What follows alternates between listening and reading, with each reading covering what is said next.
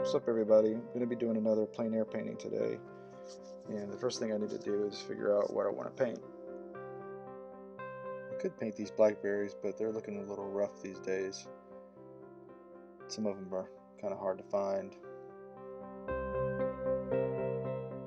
These pomegranates are a pretty good choice, but I've already painted those.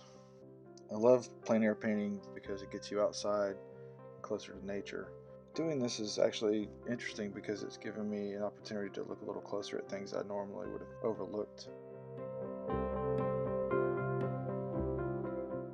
I could paint these holly berries, but I did that recently, and maybe I'll wait till they turn red.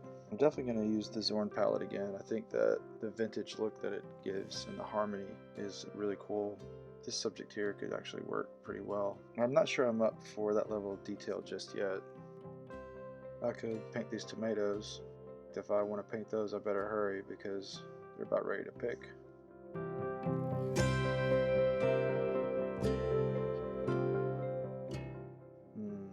Not sure I want to paint this dude. I may want to pick him off and put him somewhere else. I think painting my studio and that shed there could look really cool in the Zorn palette. Give it sort of an old photograph look.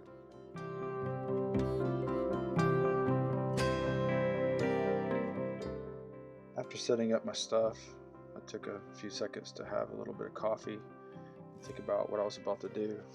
And watching this video, I just noticed how long my hair has gotten.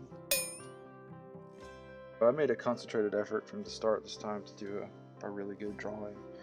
I ended up using a scale divider and ruler to help me since I was drawing architecture and not just natural forms. And I have to say, I got caught up in this little bit. The perfectionist tendencies came out, and I spent quite a long time working on this, more than I think I needed to. In the end, I was pretty happy with the results. So yeah, I like the idea of going with a very limited palette. I'm going to use Casein Paint and the Zorn palette, so just 4 colors. I know for a fact at this point in my learning process with plein air painting, limiting the palette is helping me a lot. It's removing a lot of the decisions that I would normally get confused with. For some reason with abstract painting, color doesn't seem to be that much of an issue for me. With Casein and plein air painting, I end up making a lot of mud if I'm not careful. So I definitely was thinking about how the muted greens and the grays could help this image in particular look like an old photograph and sort of have a vintage feel to it. And that brings up a point I wanted to make that I think a lot of artists probably deal with this, but I certainly deal with it, which is when I'm working on something, I'm torn between this idea that I'm trying to make something finished, a pretty picture, if you will, something that looks like a competent artist made it, and the other parallel thought is this is all a learning process, and so mistakes are welcome.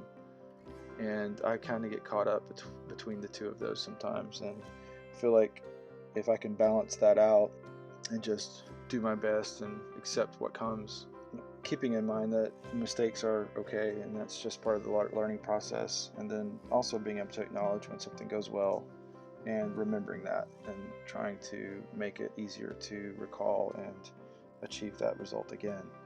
In this case, I was really happy with the way I got the reddish, warmish tone worked into the roof of one of the buildings, and also the light effect where the light was hitting the roof, I thought was pretty successful. And at the same time, I acknowledged that, some of my perspective lines weren't all that great, and I ended up just ditching painting the trees that are in front of the studio because I know for a fact I would just ruin the drawing if I tried to do that.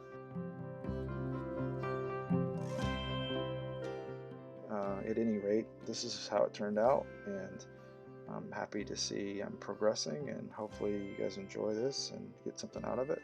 Thank you for watching. See you next time.